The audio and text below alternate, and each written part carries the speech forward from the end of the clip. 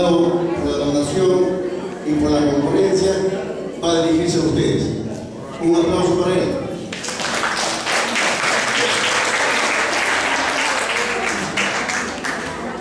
Queridos amigos vecinos de este importante sector, como es Callejón de Puro,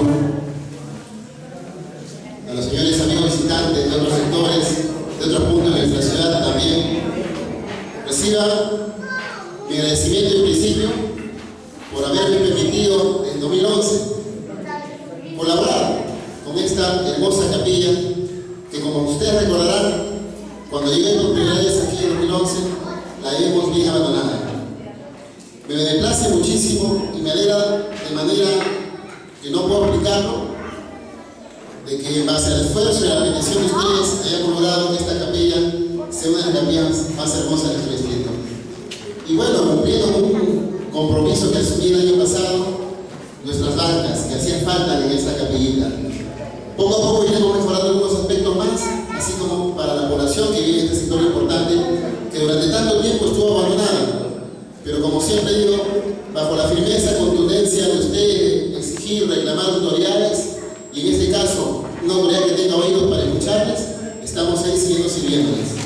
Dios bendiga mis pasos, el poco camino que me queda por recorrer. El próximo año termina mi periodo municipal y pueda desde ya cumplir todavía con una meta más, que es las veredas para el sector de Callejón de Puro, y una losita, a ver si puedo hacerlo este año 2014, que es una vecina. Muy agradecido.